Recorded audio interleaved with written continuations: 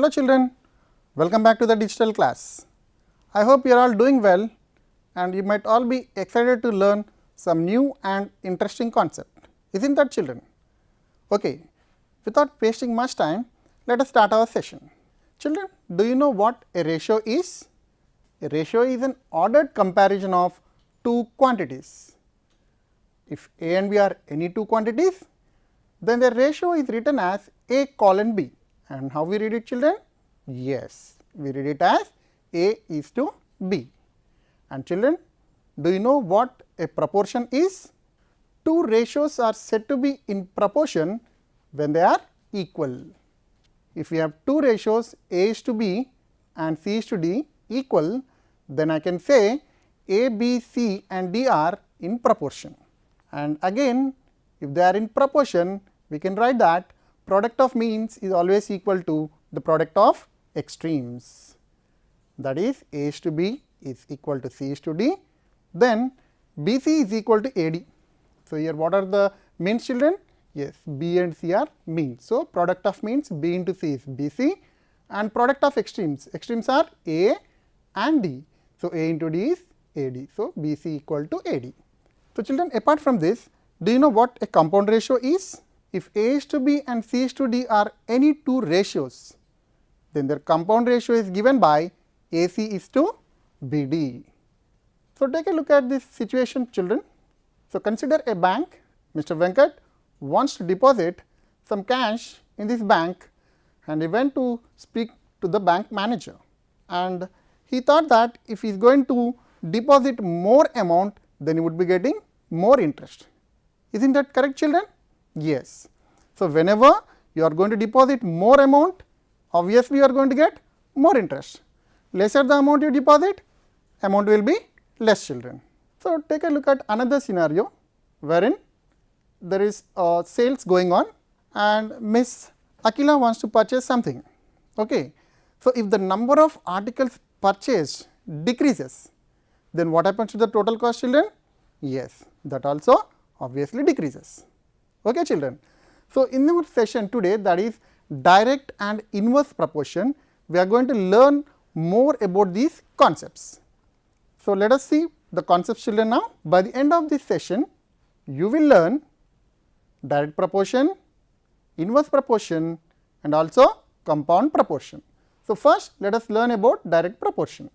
So, children, here is our school, Telangana Model School Mirdodi, and we are conducting a program called Harita Haram. So, you might have heard about this program children, right? We are going to plant some saplings in our school.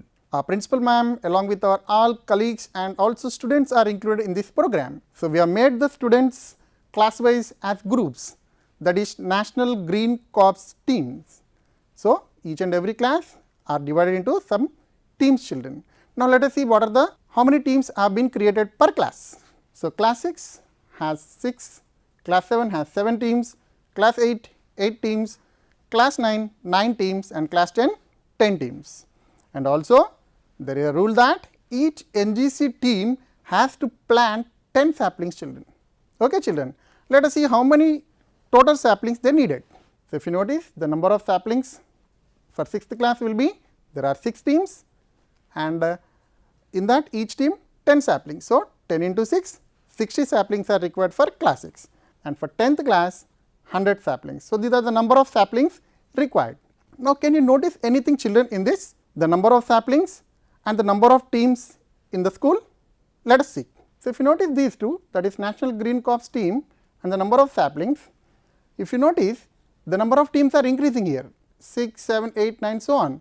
Now, what is happening to the number of saplings here? Yes, they are also increasing. As the number of teams increases, the number of saplings also increases. And children, do you find any relationship between these number of saplings required and also the number of teams? Let us see. I will find out number of saplings required divided by the number of NGC teams. Let us take the first one, that is 6th class. So, they require 60 saplings and how many teams are there? 6. So, 60 divided by 6. How much you will get children? Yes, 10, right. Now, what about 7th class? So, it is 70 by 7, that is also 10. That means, I can write 60 by 6 equal to 70 by 7. Now, take a look at 8th class children? It should be 80 by 8, that means that is also 10.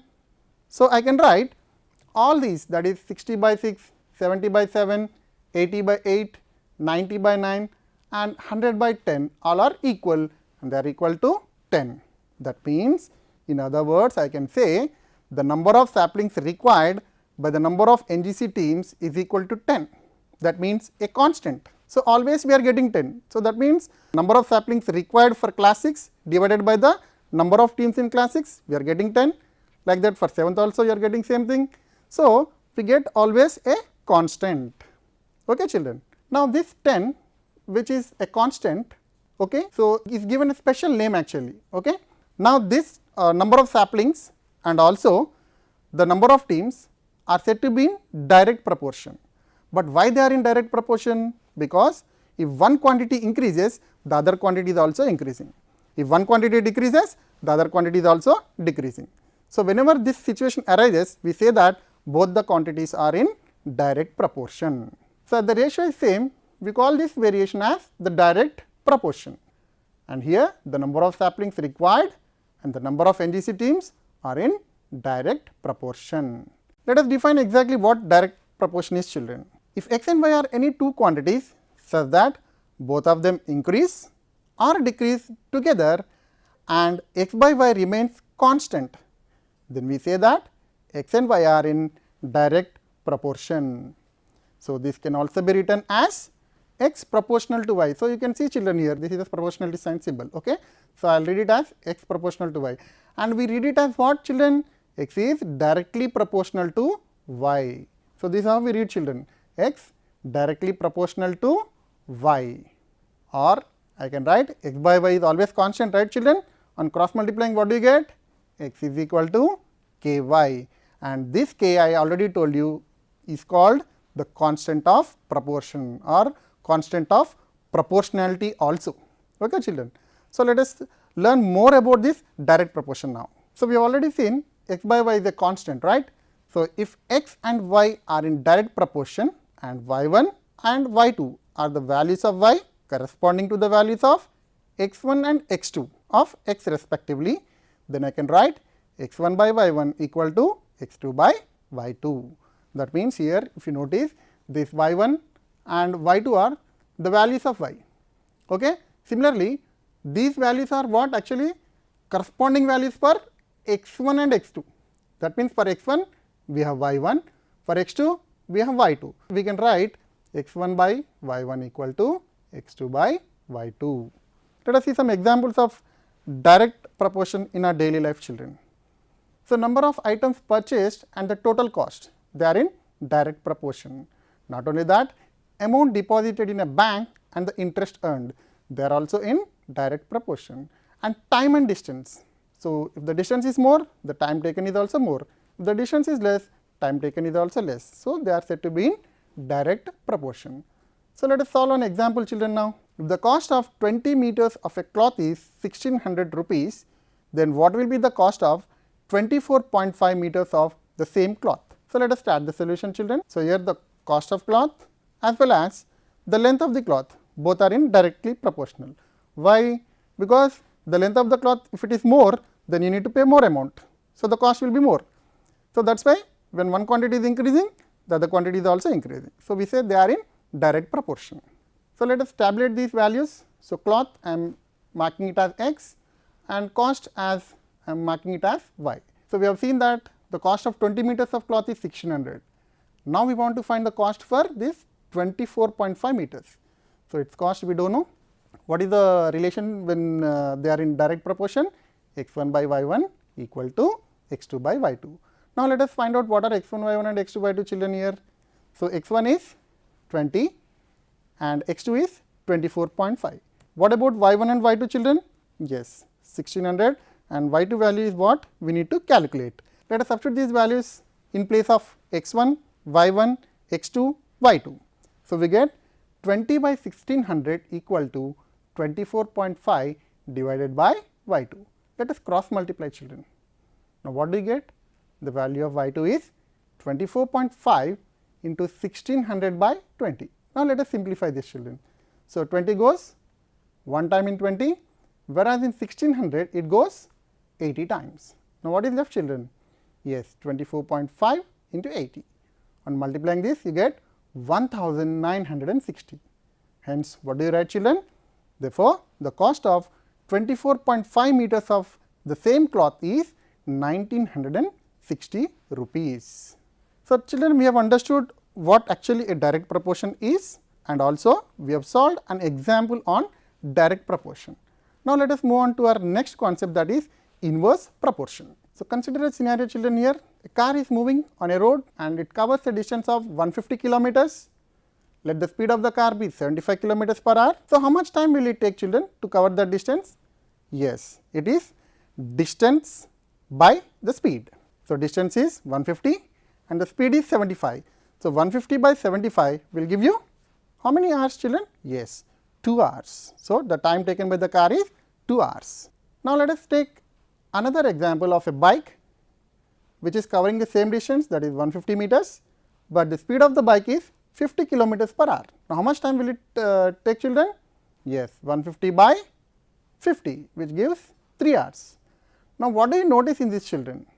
Yes, we see that speed is increasing, whereas the other quantity, time taken, is decreasing, and vice versa. That means reverse of that. So, in such cases, we say they are in inverse proportion.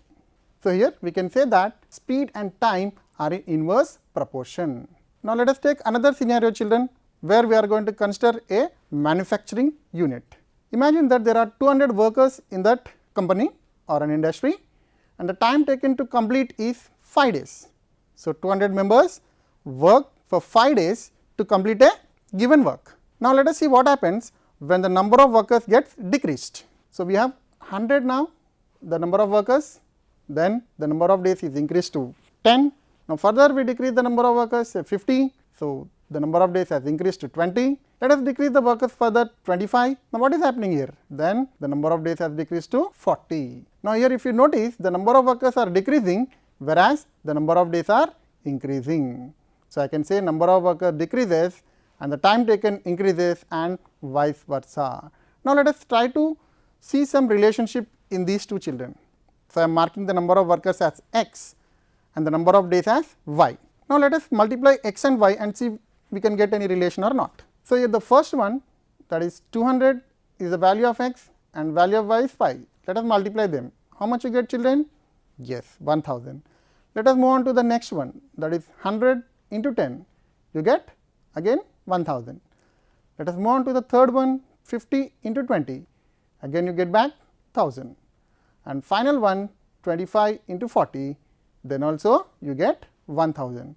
Now, what can you tell from this one, children? Yes, the product of x y, that means x into y is nothing but x y. So, x y is a constant. Then we can say that the number of workers and the time taken are in inverse proportion. Now, let us define what inverse proportion is, children. Two quantities change in such a manner that if one quantity increases, the other quantity decreases in the same proportion, and vice versa. Now, this is called inverse proportion. If x and y are in inverse proportion, then we can write as shown on your screen. So, just like how we used for say direct proportion, children, the same thing, but when we are taking inverse proportion, we write it as 1 by y. So, x is inversely proportional to y, this is how we read, but here it is x is proportional to 1 by y also you can read, both are correct. Okay, children. So, x proportional to 1 by y or x is inversely proportional to y. Therefore, I can write x is equal to, if I remove the proportionality sign, I get some constant k divided by y. Now, let us cross multiply, children. What do you get? x y is constant, and again here this constant k is called constant of proportionality. So, if x and y are in indirect proportion and y1, y2 are the values of y corresponding to the values of x1 and x2 of x respectively, then I can write x1 into y1 is equal to x2 into y2, or x1 by x2 is equal to y2 by y1. Now, let us see some examples of inverse proportion in our daily life, children. So, I can write time taken and the number of workers. So, as the number of workers increases, you can see the time taken is decreasing. As the number of workers decreases, time taken increases. So, this is one important example in our daily life. Move on to the next one, that is speed and time. So, as the speed increases, the time decreases. As the speed decreases, time increases. Again both are, you can see one is increasing, the other is decreasing. So, these two quantities are also said to be in inverse proportion. Let us take one example to understand this more clearly, children. A camp has food stock for 500 people for 70 days. If 200 more people join the camp, how long will the stock last? So, here if you notice, children, the number of people is inversely proportional to the number of days. So, read the question very clearly, children, because first you need to understand the question and see whether the two quantities given are in direct proportion or in inverse proportion. That is most important, children. Okay. So, read the question properly before you start the solution. So, here the number of people, say suppose here it is given, say 500 is the number of people and 70 days is the stock. Now, if the number of people goes on increasing, what will happen to your stock? It goes on decreasing, right. That means, when the number of people are increasing, the stock goes on decreasing. That means, both are in inverse proportion. So, let us tabulate, children. So, we have taken number of people as x and the number of days stock last is y. So, in the first case, when there are 500 people, we have 70 days of stock. Now, 200 is increased. So, previously there are 500, now 2 more 100 are added to that. That means, what is the number of people now here? 700. So, 700, and for 700 people, how many days the stock will last? That is what we need to calculate. So, already they are in inverse proportion. So, I can write x1 into y1 is equal to x2 into y2. Now, let us see what are the values of x1 and y1 here. X1 is 500, you can notice here, and x2 is 700. Similarly, y1 is 70, y2 is what we need to calculate. Now, let us substitute these values in this, children. So, x1 is 500, so 500 into y1 is 70 equal to x2 is 700 into y2, we do not know, we have to calculate. Now, what is the value of y2, children? Yes, it is 500 into 70 divided by 700. Let us simplify this. So, 70 goes one time in 70, and whereas in 700 it goes 10 times. Now, 10 goes in 10 one time, whereas in 500 it goes 50 times. Now, what is left, children, now? Yes, 50. That means, the stock lasts for 50 days. So, children, we have understood what are direct and indirect proportions, and also we have seen some real life examples of direct and inverse proportion, and we have solved few examples also. Now, let us move on to our next concept, that is compound proportion. So, sometimes change in one quantity depends upon the change in two or more quantities in some proportion. Equate the ratio of first quantity to the compound ratio of the other two quantities. That is, if A is to B and C is to D are any two ratios, then their compound ratio is given by AC is to BD. Now, one quantity may be in direct proportion with the other two quantities, and one quantity may be in inverse proportion with the other two quantities, and one quantity may be in direct proportion with first one and inverse proportion with the second one. So, these all are the situations for compound ratio. Now, let us understand more clearly by taking an example. The mess charges for 35 students for 24 days is 6,300 rupees. How much will be the mess charges for 25 students for 18 days? So, here there are three quantities: mess charges, number of days and the number of students. So, there are three quantities here. Now, you have to find out which two are in direct proportion or which two are in inverse proportion, or whether you have one direct and one inverse proportion. Okay, children, let us see. So, here the three quantities are what, children? Yes, the mess charges and the number of students and as well as the number of days. Now, let us tabulate them so that it is easy for us to see whether they are in direct proportion or inverse proportion. So, first the mess charges are 6,300 in the first case, where the number of students are 35 and the number of days are 24. Now, we do not know the mess charges in the second case. So, we will assume it as some x rupees. And how many students are there, children, in the second case? Yes, there are 25 students. And how many days are there? 18 days. Now, if you notice, the number of students are decreasing than the previous one, and the number of days are also decreasing. Now, let us find the ratios now. 6,300 is to x, 35 is to 25. To see 35 is to 25, convert this into simplest form. How? 7 is to 5. Last one also, that is 24 is to 8. Now, here also if you notice, It is not in the simplest form here, 6 4s and 6 3s. So, what do you get? 4:3.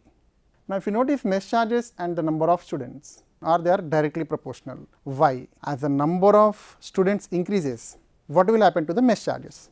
Suppose you went to a restaurant, you are alone, so 50 rupees. So, if your friends are going to join with you, say suppose some 3 members have joined with you, that means total 4.